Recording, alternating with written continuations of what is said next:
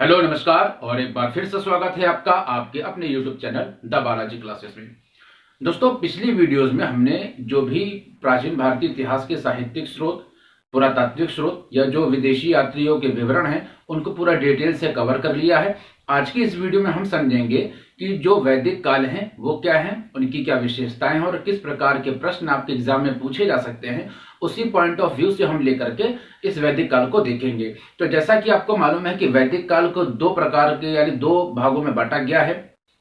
एक है पूर्ववर्ती वैदिक काल या ऋग वैदिक काल जिसको बोलते हैं, दूसरा है उत्तर वैदिक काल। तो जो ऋग वैदिक काल है या जो पूर्व वैदिक काल है वो 1500 से लेकर के 1000 ईसा पूर्व का समय है, उसे बोलते हैं ऋग वैदिक काल। तो उससे जुड़े कुछ जो फैक्ट हैं या जो कुछ महत्वपूर्ण तथ्य हैं इस वीडियो में हम देखेंगे। तो चैनल पर नए हो तो सब्सक्राइब करके बेल आइकन जरूर प्रेस कर दीजिएगा। वीडियो कैसी लगी है तो कमेंट के माध्यम से जरूर बताइएगा। तो देखिए, आइए हम समझते हैं कि जो ऋग वैदिक सभ्यता थी या ऋग वैदिक काल है वो क्या है। तो इसे पूर्व वैदिक काल भी कहा जाता है और ये 1500 से लेकर के 1000 बीसी यानी 1000 ईसा पूर्व तक का जो समय होता है ये होता है ऋग्वैदिक सभ्यता का समय। इसके अलावा ये जो सभ्यता थी, तो एक प्रश्न पूछा जा सकता है कि ऋग्वैदिक सभ्यता किस प्रकार से जो सिंधु घाटी सभ्यता है यानी ऋग्वैदिक काल से जो पहले की सभ्यता थी वो थी सिंधु घाटी सभ्यता, जिसे इंडस वैली सिविलाइजेशन कहते हैं। तो इंडस वैली सिविलाइजेशन या जो सिंधु घाटी सभ्यता थी वो किस प्रकार से वैदिक सभ्यता से भिन्न थी। तो बहुत ही तरीकों से ये वैदिक सभ्यता से भिन्न थी। इसमें जो सबसे महत्वपूर्ण है वो ये है कि जो सिंधु घाटी सभ्यता थी वो नगरीय सभ्यता थी और जो वैदिक कालीन सभ्यता थी वो ग्रामीण सभ्यता थी। तो इस प्रकार से हम क्या देख सकते हैं कि जो सिंधु घाटी सभ्यता, ये जो इंडस वैली सिविलाइजेशन थी, ये किस प्रकार से भिन्न थी। तो जो सिंधु घाटी सभ्यता थी ये एक नगरीय सभ्यता थी। सिंधु घाटी सभ्यता एक नगरीय सभ्यता थी और इसका जो समय है सिंधु घाटी सभ्यता के समय के बाद जो सभ्यता शुरू होती है वो थी वैदिक सभ्यता, जिसमें हम सबसे पहले ऋग वैदिक सभ्यता या पूर्व वैदिक सभ्यता को देख रहे हैं। जबकि जो वैदिक सभ्यता थी वो ग्रामीण सभ्यता हुआ करती थी। तो इस प्रकार से जो फर्क है सिंधु सभ्यता और वैदिक सभ्यता में उसको हमने देखा। आगे की वीडियोस में यानी आगे हम इसको और डिटेल से हर एक पार्ट वाइज लेकर के आएंगे। इसको पूर्ण जो विस्तार से इसकी व्याख्या करके हम इस चैप्टर को अच्छे तरीके से समझेंगे, जिसमें हम आगे चल करके सिंधु घाटी सभ्यता का और जो वैदिक सभ्यता उसका कुछ तुलनात्मक अध्ययन करेंगे। इसके अलावा जो पूर्व वैदिक या ऋग वैदिक सभ्यता है और उत्तर वैदिक सभ्यता है उनका हम तुलनात्मक अध्ययन करेंगे। तो आइए समझते हैं। यहाँ पर मैंने आपको बताया कि सिंधु घाटी सभ्यता एक नगरीय सभ्यता थी, वैदिक जो सभ्यता थी वो एक ग्रामीणीय सभ्यता थी और वैदिक सभ्यता की जो स्थापना वो की थी आर्य लोगों ने। किसने की थी? आर्य लोगों ने की थी। जो आर्य थे, तो इस आर्य का ऋग्वेद में, इस आर्य शब्द का ऋग्वेद में 36 बार विवरण मिलता है आर्य शब्द का ऋग्वेद में। और आर्य शब्द का जो अर्थ होता है वो श्रेष्ठ गुणों वाला, इसको हम बोल सकते हैं आर्य का अर्थ यहाँ पर है श्रेष्ठ, कुलीन, उत्कृष्ट या अभिजात, उत्तम, ये आर्य शब्द के अर्थ होते हैं। तो इस प्रकार से हमने समझा कि ऋग्वैदिक सभ्यता पूर्व वैदिक सभ्यता भी कहलाती है। 1500 से 1000 ईसा पूर्व का समय है।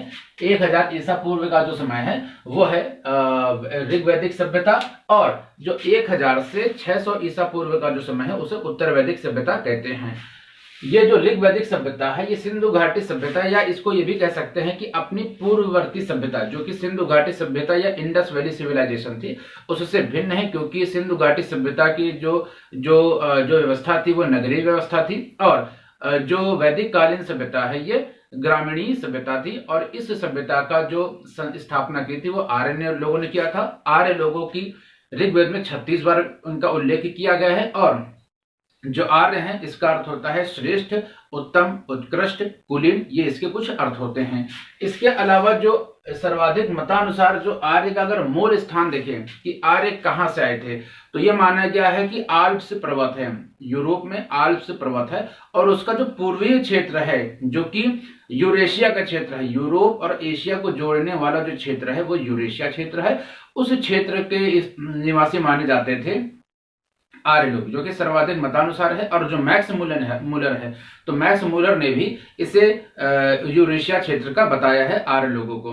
तो आर्य लोगों के मूल स्थान से कुछ संबंधित तथ्य हैं जो कि ये दर्शाते हैं, कुछ तथ्य ये बताते हैं हमें कि इनका निवास स्थान भारत था। कुछ तथ्य हमें ये बताते हैं, कुछ विद्वानों के जो मतानुसार यह है कि इनका जो मूल स्थान था वो भारत के अलावा भारत से बाहर था। तो इस प्रकार से कुछ तथ्य हैं, आइए इनको समझते हैं। यहाँ पर कुछ जो तथ्य हैं वो ये बताते हैं कि जो आर्य थे वो भारत के थे, यानी आर्यों को भारत के बारे में बताया है। पहला तो जो बताया है वो बताया है अवनीश चंद्र झा ने। अवनीश चंद्र झा ने उन्होंने कहा है कि ये सप्त सैंधव प्रदेश के थे। अब सप्त सैंधव प्रदेश का अर्थ यहाँ पर यह हो गया कि सिंधु नदी और उसकी जो सहायक नदियां थी, तो इसकी सिंधु और उसकी सहायक नदियों से बने हुए जो भी प्रदेश थे वो सैंधव प्रदेश कहलाते हैं।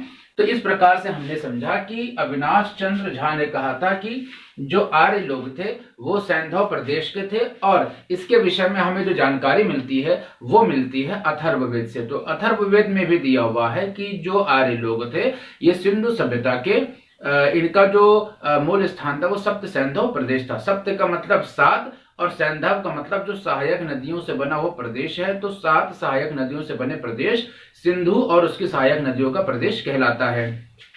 इसके अलावा जो एलडी कल्ल थे, एलडी कल्ल ने कहा था कि ये कश्मीर और लद्दाख इनका मूल निवास था या मूल स्थान था। पंडित गंगानाथ झा ने कहा था कि ये जो ब्रह्म ऋषि प्रदेश के थे। अब ब्रह्म ऋषि प्रदेश का अर्थ ये हो गया कि सरस्वती और उसकी जो सहायक नदियां थी, सरस्वती और उसकी सहायक नदियों से बने जो प्रदेश था वो सब ब्रह्म ऋषि प्रदेश कहलाता है। तो ये पंडित गंगानाथ झा ने कहा था कि ये ब्रह्म प्रदेश या ब्रह्म ऋषि प्रदेश के थे। इसके अलावा कुछ सांस्कृतिक सभ्यताएं थी जो कि जो कुछ सांस्कृतिक सभ्यताएं थी जो भारत की थी, जैसे कि स्वास्तिक है। तो स्वास्तिक चिन्ह जो है ये भारतीय सभ्यता का एक प्रतीक है, भारतीय चिन्ह है। तो इसके द्वारा भी हमें मालूम पड़ गया कि जो आर्य थे ये भारत में रहने वाले थे, यानी भारत इनका मूल निवास था। इसके अलावा जैसे कुछ यज्ञ कर्मकांड है उसकी भी जो व्याख्या ऋग्वेद में दी गई है। तो इस जो सांस्कृतिक सभ्यताएं हैं इनकी समानता के कारण हम ये समझ सकते हैं कि ये भारत में इनका मूल निवास स्थान था। इसके अलावा कुछ भारतीय क्षेत्र हैं, भारतीय नदियां हैं, भारतीय पर्वत है, जैसे मुंजवत पर्वत है जो कि हिमालय पर्वत का एक भाग माना गया है, मुंजवत पर्वत। तो उसकी भी व्याख्या ऋग्वेद में दी गई है। यमुना नदी की 3 बार, गंगा नदी की 1 बार व्याख्या की गई है या उसके बारे में बताया गया है। सिंधु नदी के बारे में सबसे अधिक उल्लेख है ऋग्वेद में। तो इस प्रकार से हमने देखा कि भारत में इनके रहने के कुछ साक्ष्य हैं जिसके आधार पर ये सिद्ध होता है कि ये भारत के रहने वाले थे।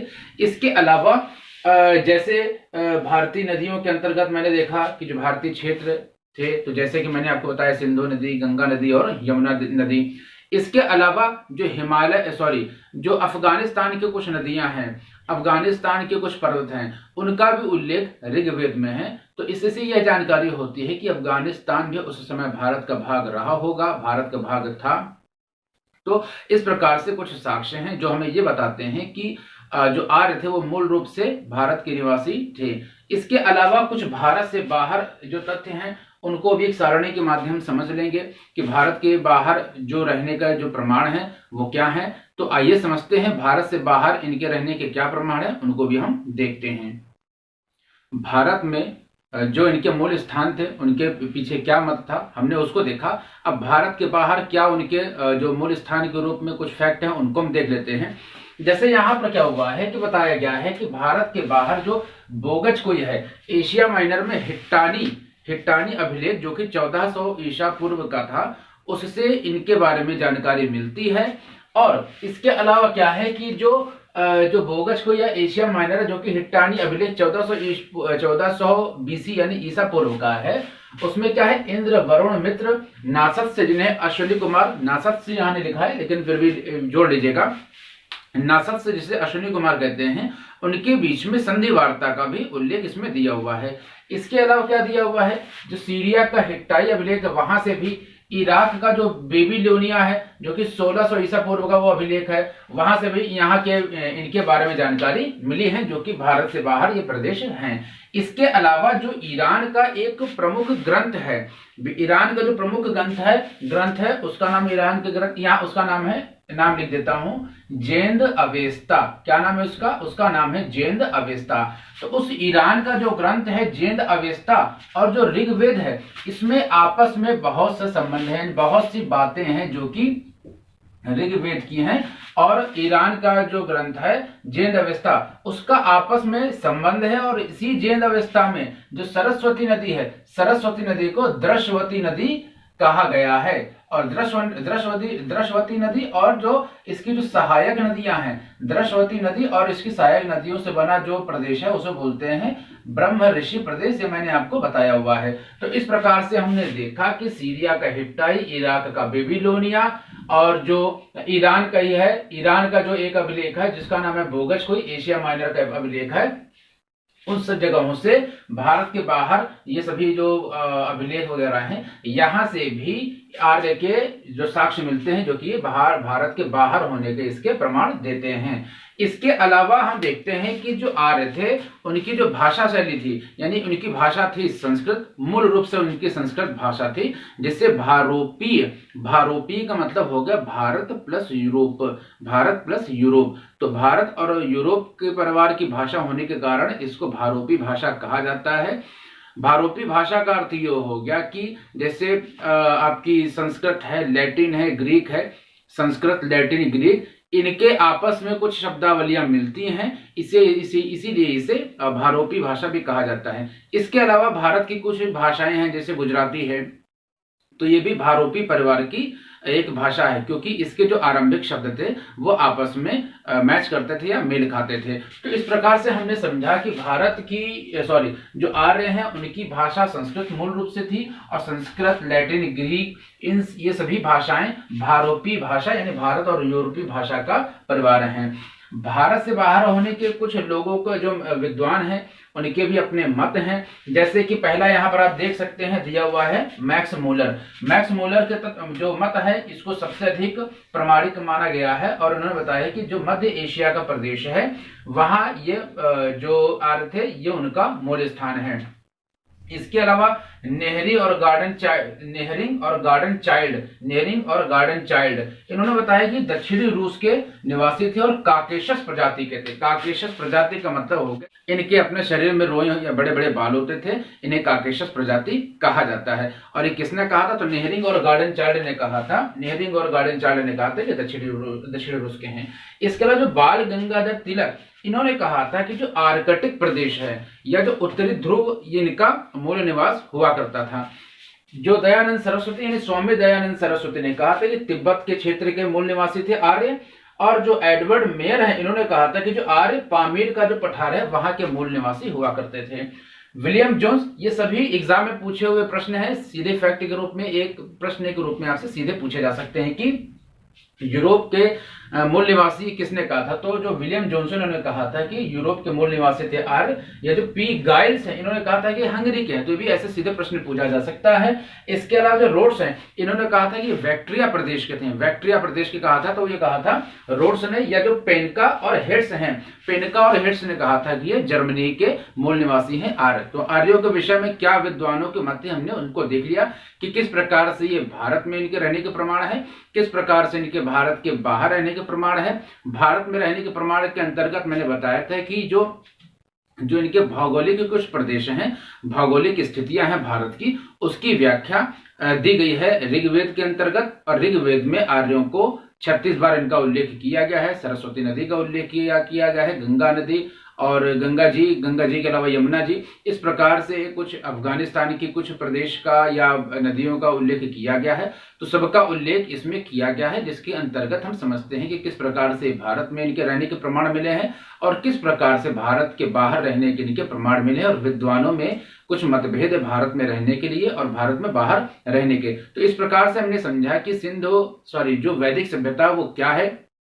तो अपनी पूर्व सभ्यता जो कि सिंधु घाटी सभ्यता थी, उसके बाद वैदिक सभ्यता की स्थापना आर्यों के द्वारा की गई। और उसके बाद जो है उत्तर वैदिक काल है जो कि 1000 से 600 ईसा पूर्व का समय है, और जबकि जो पूर्व वैदिक काल है जो कि 1500 से 1000 ईसा पूर्व का समय था। तो इस प्रकार से हमने समझा जो वैदिक सभ्यताओं से रिलेटेड कुछ इसके आरंभिक या उसके कुछ जिसको हम कह सकते हैं इसके परिचय के रूप में इसको देख सकते हैं। नेक्स्ट वीडियो में हम इसकी सामाजिक, भौगोलिक, आर्थिक, इसके अलावा जो इसकी प्रशासनिक और धार्मिक या आर्थिक जितनी भी इसकी विशेषताएं हैं, जो इनकी व्यवस्थाएं हैं, नेक्स्ट वीडियो में उसको हम एक एक करके सबको कवर करेंगे, क्योंकि एग्जाम में सीधे सीधे पूछा जा सकता है इनकी भौगोलिक, सामाजिक, प्रशासनिक, राजनीतिक और आर्थिक व्यवस्थाओं से लेकर के। तो नेक्स्ट वीडियो में आपको इन सभी व्यवस्थाओं को विस्तार से बताऊंगा। तो मिलते हैं आपसे नेक्स्ट वीडियो में, तब तक के लिए जय हिंद, जय भारत।